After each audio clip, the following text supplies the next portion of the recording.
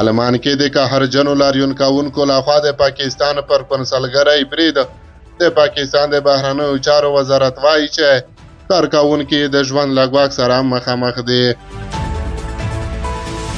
سلام ستړي مشئ، پام وکړئ د یاران ټي وي یوټیوب چینل څخه تازه او مهم خبر ته. د پاکستان د بهرنیو چارو وزارت وایي چې په فرانکفورټ کې مو د کارکوونکو ژوند له ګواښ سره مخ شوی دی.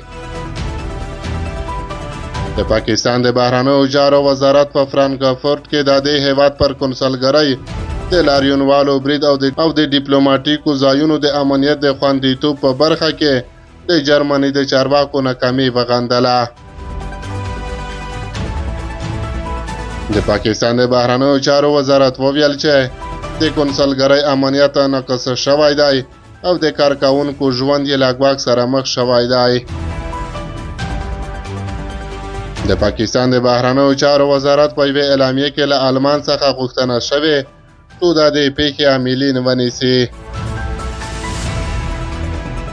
په اعلامیه کې همدغه راز ویل شوی دی چې د ویانا د کنوانسیون له مخې د کنسلګرۍ د ځایونو او د ډیپلوماټانو د امنیت خوندیتوب د کوربه هیوادونو مسؤلیت دی. د شنبې په ماښام په ټولنیزو رسنیو کې ځینې ویډیوګانې خپرې شوې چې پکې لیدل کېږي یو شمېر معترضین په فرانکفورټ کې د پاکستان کنسلګرۍ ته ننوځي او د دغه هیواد بیرغ ښکته کوي. د راپورونو پر بنسټ دا پیښه په پاکستان کې د پښتون ژغورنې غورځنګ په ملاتړ او د ګیلمن وزیر د وژل کېدو په غبرګون کې د یو لړ لاریونونو په څنډه کې وشوه. تر اوسه د آلمان او پولیسو په دې اړه څه نه دي ویلي.